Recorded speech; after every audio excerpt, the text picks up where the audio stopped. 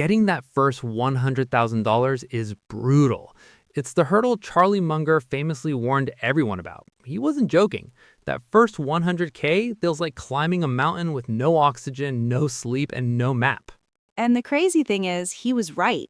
Every wealth builder who has ever reached financial freedom says the same thing. The first 100K is the hardest.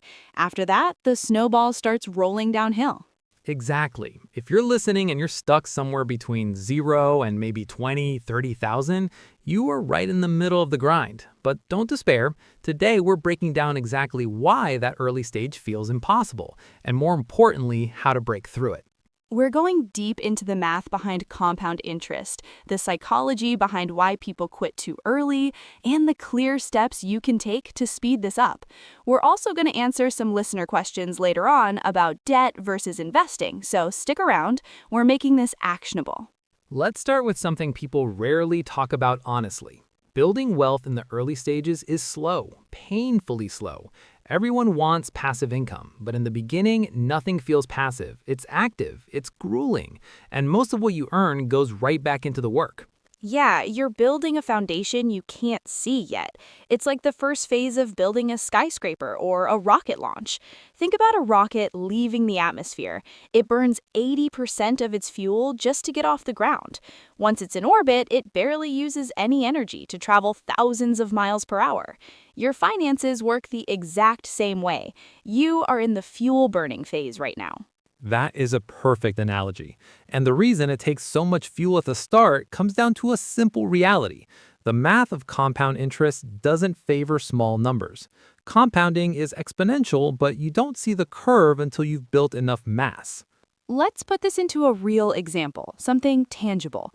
You start from zero, saving or investing $1,000 a month with a 7% annual return, pretty standard for a diversified ETF or index fund over time. It takes you 6 years and 7 months to finally cross that first 100K mark. 6.5 years. It feels like an eternity, right? You're disciplined, skipping vacations, cutting expenses, investing consistently, and it feels like it's barely moving. But here's the kicker. Once you hit $100,000, that second 100, going from 100 to 200, only takes 3.5 years with the exact same effort. You didn't double your savings rate, you didn't work more hours, your money just started stacking faster because the base grew. This is what Charlie Munger meant by getting your money to work while you sleep. In the beginning, you work for the money. Later, the money does the heavy lifting. That shift, that velocity, is invisible at first, but unstoppable later.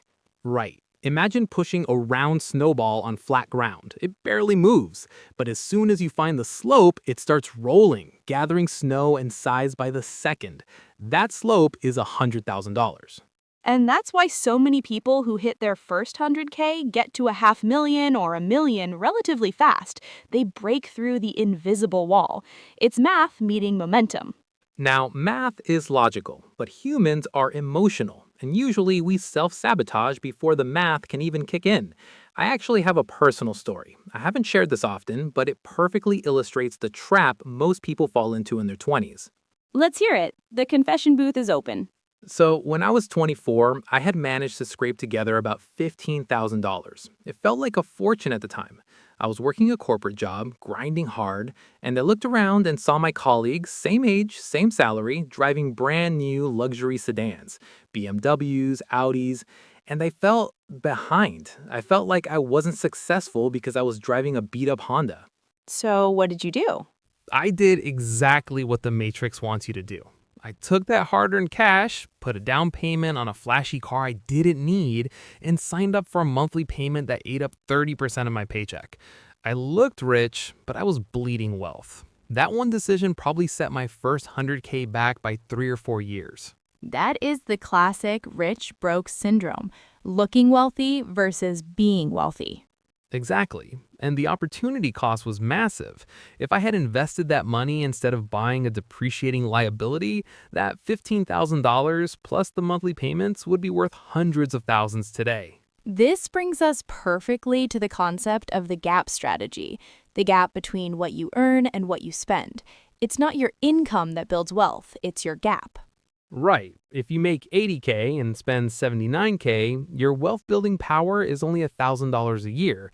But if you make 50K and spend 35K, suddenly your gap is $15,000. And that is what turned into investment fuel. Exactly. The size of the gap determines your financial engine, and the enemy of that gap is what you just described: lifestyle creep.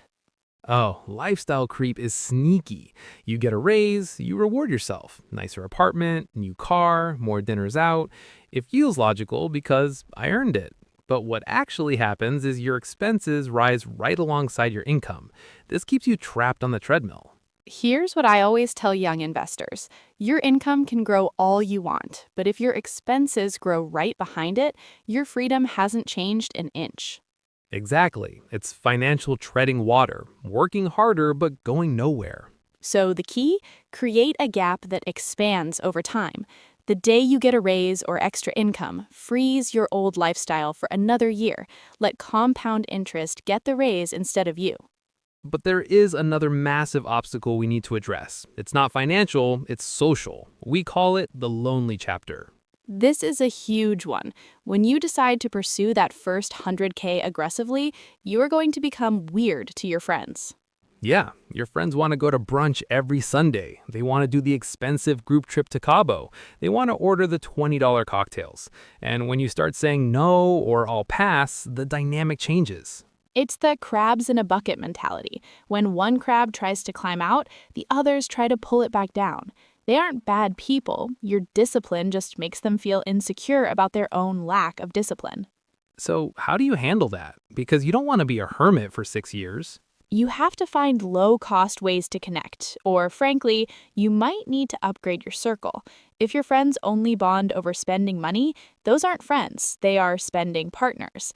The lonely chapter is real, but it's temporary. Once you hit your goals, you can afford to be generous, but you have to earn the right to be generous first. That's powerful. Earn the right to be generous. Now, let's talk about the biggest invisible wall everyone hits psychologically: the valley of disappointment. Yeah, that phase where you're doing everything right and it feels like nothing's happening. Exactly. Behavioral science explains this beautifully. When we start a long-term behavior, working out, learning a language, investing, we expect linear progress, line A to line B. But compounding doesn't work linearly. It's flat for a long time, then suddenly shoots up. That early flat line is demoralizing. You work hard, but your account balance barely moves. The human brain interprets that as failure. It's not failure, it's germination.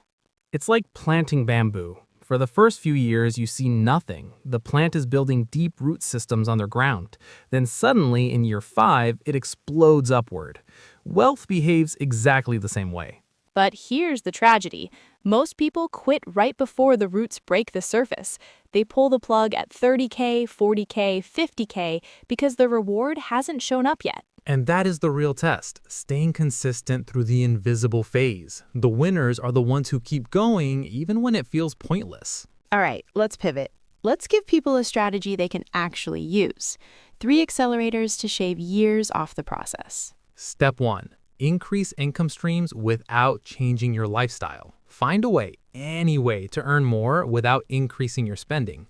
Freelancing, contract work, tutoring, content creation, flipping items online. And in 2026, it's never been easier. You can start a newsletter, sell digital templates, consult on clarity calls. My first 100K came from stacking side hustles. I wasn't making 6 figures. I just redirected every bonus, every odd job, every weekend freelance gig. Even that mental discipline compounds. Step 2, make your money earn its keep. Your idle cash should have a purpose. Keep an emergency fund, sure, but park it in high-yield accounts or money market funds. And for long-term wealth, use low-cost ETFs tracking global indices. Remember, 7% a year on 100K is $7,000. That's more than most people make from side jobs. Let your capital carry some of the weight. Step 3, automate everything. Automation protects your wealth gap from human weakness. Transfer money to investments the moment income hits your account. Set it and forget it systems beat willpower almost every time. Before we wrap up, we have a couple of questions from our listeners that came in this week regarding this exact topic. I think these are really relevant. Let's do it. What do we have? First one is from Marcus in Chicago. He asks, I have about $8,000 in credit card debt at 19% interest, but I also want to start investing in the S&P 500 to catch the compound interest you guys talk about. Should I split my money 50-50? Ooh, Marcus, I love the enthusiasm, but the math here is non-negotiable. Yeah, this is a hair on fire emergency. Marcus, listen to me. There is no investment in the world that guarantees you a 19% return. The stock market might give you 8% or 10% on a good year. Your debt is costing you 19% guaranteed. Exactly. Every dollar you use to pay down that debt is an instant guaranteed 19% return on your money. You cannot out-invest bad debt. Kill the debt first, ruthlessly. Then and only then do you start investing. You're trying to fill a bucket that has a giant hole in the bottom. Plug the hole first. Great advice. Second question from Sarah, no relation. She asks, I'm 42 and I'm just starting. I have zero savings.